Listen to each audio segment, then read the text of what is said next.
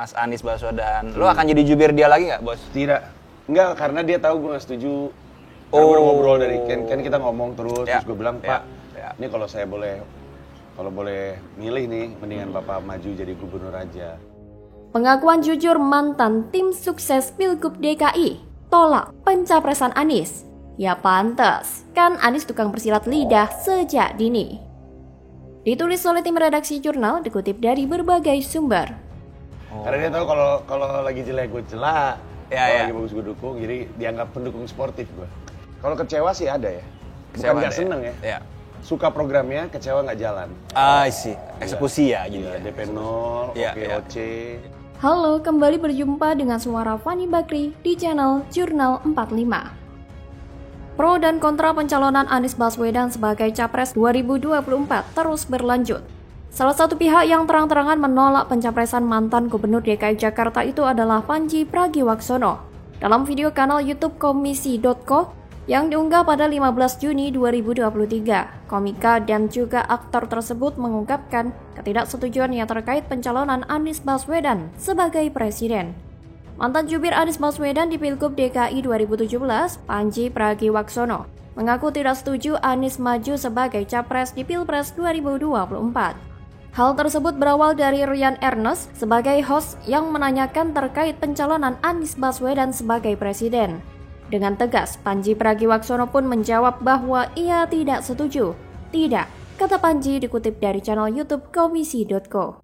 Pandji juga menegaskan kalau ia tidak akan menjadi jubir Anies lagi di Pilpres 2024. Lebih lanjut, Pandji pun mengungkapkan bahwa ia lebih memilih Anies Baswedan maju sebagai gubernur lagi ketimbang presiden. Sementara itu, ketika ditanya apakah kebijakan Anies selama memimpin Jakarta sudah dijalankan sepenuhnya atau belum, komika papan atas itu pun menjawab kalau ia kecewa karena ada program yang tidak sesuai janji Anies seperti yang dijanjikan saat kampanye Pilgub DKI. Ia pun mengungkapkan alasannya. Menurut Pandji, ada program Anies Baswedan yang cukup bagus dan sayang apabila tidak dilanjutkan. Misalnya, rumah DP 0%, lalu OKOC. Namun pada akhirnya program tersebut malah tersendat. Sebenarnya sih sependapat dengan Pandji agar Anies Baswedan tak maju sebagai capres pada Pilpres 2024 nanti. Bukan karena membenci Anies, melainkan karena demi kebaikan bangsa ini. Apalagi menilik kasus utang Pilkada DKI 2017 silam, semakin menunjukkan gelagat ketidaktransparan Anies dalam menjalankan jabatan. Terlebih, ketidaksetujuan Pandji sendiri bukan tanpa alasan, karena ia juga pernah membeberkan kalau Anies itu tipe orang yang mahir bersilat lidah memainkan kata-kata untuk memperdaya warga DKI Jakarta. Ya, walaupun berita penolakan Pandji Pragiwaksono yang merupakan tim sukses Anies Baswedan saat mencalonkan menjadi Gubernur DKI Jakarta sudah lama tersiar. Akan tetapi hal itu tetap menjadi pengingat bahwa kita sebagai orang yang waras mampu memilah dan memilih mana pemimpin yang benar-benar amanah. Terlebih, tim sesnya sendiri mengakui kalau Anies adalah orang yang tidak beres. Apa kabar publik yang taunya cuma bagus-bagusnya Anies doang? Inilah yang kemudian menjadi perhatian kita bersama. Mengapa memilih seorang pemimpin tidak hanya berdasarkan kosmetikasi semata? Melihat sosok pemimpin tidak hanya dari bungkusnya saja, akan tetapi melihat bagaimana rekam jejaknya dan visi misinya membangun bangsa. Apakah sudah selaras dengan ideologi Pancasila dan memihak pada rakyat kecil atau tidak? Apakah mampu memberi keadilan sosial yang beradab terhadap rakyat? Atau hanya mampu mengobrak-abrik segala sesuatu yang sudah dibangun baik pendahulunya. Oleh karena itu, sudahkah Anies selama ini menegakkan keadilan sosial yang beradab di DKI Jakarta? Tentu pemirsa yang beriman bisa menilai. Ya, walaupun pada faktanya Pandji Pragiwaksono selaku tim sesnya Anies sendiri menentang keras ia maju capres dan lebih baik mencalonkan lagi sebagai Gubernur DKI Jakarta periode kedua. Tapi apakah Anies mampu memperbaiki Jakarta menjadi lebih baik? Saya pikir jangankan membuat wajah ibu kota menjadi lebih baik, melanjutkan program pendahulunya saja yang terbukti signifikan meminimalisir banjir saja tidak Anies lakukan. Lantas apa jaminan kalau Anies akan membuat Jakarta menjadi lebih baik di periode kedua ia menjabat sebagai Gubernur DKI? Terlebih saat ini Anies pun berani menatap peruntungan sebagai capres lewat Partai Nasdem dan Koalisi Perubahan yang entah jadi atau tidak itu. Apakah Anies mampu mengemban amanah sebesar itu? Bagaimana kalau menurut Anda?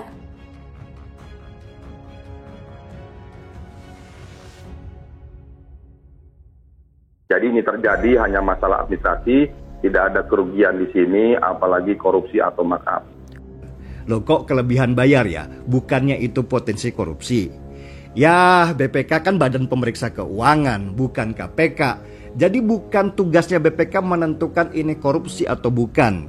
Adik Anies Baswedan diperiksa Bareskrim Polri soal gratifikasi, rekening adik Anies dibuat transaksi. Pantes banyak lebih bayarnya. Ditulis oleh tim redaksi jurnal dikutip dari berbagai sumber. Temuan ini seharusnya diserahkan ke KPK untuk ditelusuri lebih dalam. Apakah ada potensi korupsi atau tidak? Halo, kembali berjumpa dengan suara Fani Bakri di channel Media 45. Komisaris PT Pelni Dede Budiarto alias Kang Dede menyoroti adik calon Presiden Anies Baswedan Abdillah Baswedan yang menjalani pemeriksaan di Bareskrim Mabes Polri terkait kasus pengadaan proyek Very Small Aperture Terminal. Dia menyentil pendukung Anies dengan isu penjagalan terhadap Anies Baswedan. Hal itu disampaikan Kang Dede dalam akun Twitter pribadinya pada Sabtu 17 Juni 2023. Sebelumnya, kelompok orang mengatasnamakan Komite Aksi Mahasiswa untuk Reformasi dan Demokrasi atau Kamerat melaporkan Anies Baswedan ke Komisi Pemberantasan Korupsi atau KPK. Mereka menuduh Anies diduga menerima gratifikasi atas proyek VSAT atau Very Small Aperture Terminal. Jeffrey menduga rekening adik Anies Baswedan, Abdillah Baswedan, dipakai untuk menerima transfer sebesar 5 miliar rupiah dari seseorang terkait proyek tersebut yang akan diberikan ke mantan gubernur DKI itu. Oleh sebab itu, Jeffrey beserta anggota Kamerat lainnya membawa sejumlah berkas ke KPK. Jika melihat aturan yang ada, setiap pejabat negara dilarang untuk menerima gratifikasi dari siapapun dalam bentuk apapun. Besar ataupun kecil nilainya, semua tidak boleh. Jikapun sudah menerima gratifikasi atau hadiah dari tamu negara, maka harus melaporkan kepada KPK. Dan KPK yang akan menilai apakah gratifikasi atau hadiah tersebut akan diserahkan kepada pemerintah atau menjadi milik si penerima hadiah. Jika nilainya cukup besar serta dengan alasan bahwa hadiah tersebut akan mempengaruhi keputusan pejabat tersebut, maka gratifikasi atau hadiah tersebut akan diserahkan kepada pemerintah.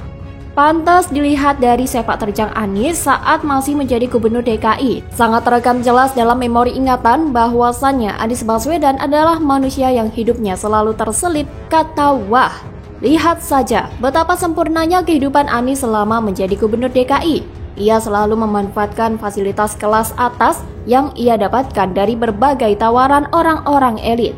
Bahkan ketika ada berbagai masalah yang timbul di Jakarta dan diungkap oleh Badan Pemeriksa Keuangan, ada temuan sejumlah lebih bayar yang dilakukan Pemprov Jakarta. Saya sih tidak kaget karena Jakarta dipimpin oleh Anies dengan tata kata sebagai senjata rayuan maut dalam menggapai simpati warga. Soal kerja, ya nomor sekian saja. Lebih bayar yang dilakukan Pemprov DKI Jakarta era Anies dari berbagai proyek membuat kita memiliki dua asumsi penilaian. Yang pertama, jajaran Pemprov DKI pada saat itu bodoh-bodoh. Yang kedua, mereka pintar tapi berusaha membodohi rakyat. Terlalu bodoh kalau sampai Pemprov DKI lebih bayar hingga miliaran. Dan itu terjadi berkali-kali. Untuk kamu-kamu yang katanya masih memiliki akal sehat, pasti muak dengan kasus lebih bayar dasarnya itu sudah ada, yaitu nilai kontrak. Tetapi lucunya dibilang lebih bayar, bukan markup. Kita bisa bayangkan kekonyolan ini terjadi berkali-kali. Yang pertama, Pemprov Jakarta melakukan lebih bayar alat pemadam kebakaran yang nilainya mencapai 6,5 miliar rupiah. Yang selanjutnya, lebih bayar pun terjadi pada proyek pengelolaan air limbah, nilainya mencapai 1,59 miliar rupiah. Lebih bayar pun terjadi untuk subsidi ke Transjakarta sebesar 415 miliar rupiah. Uang sebesar itu terlalu besar kalau dikatakan cuma karena selahan lebih bayar doang. Tak hanya itu, proyek PLTS atap sekolah pun Pemprov DKI Jakarta bisa lebih bayar dengan nilainya mencapai 1,12 miliar rupiah. Lalu kelebihan bayar pun terjadi lagi. Kali ini lebih bayar tidak untuk proyek, tetapi lebih bayar gaji PNS DKI Jakarta yang udah meninggal pun alokasi dananya dikeluarkan. Nilai lebih bayar sebesar 862,7 juta rupiah. Jadi, melihat fakta kelebihan bayar Anies itu, ada kemungkinan Anies juga menggunakan rekening adiknya untuk melakukan transaksi tersebut. Licik memang. Bagaimana kalau menurut Anda?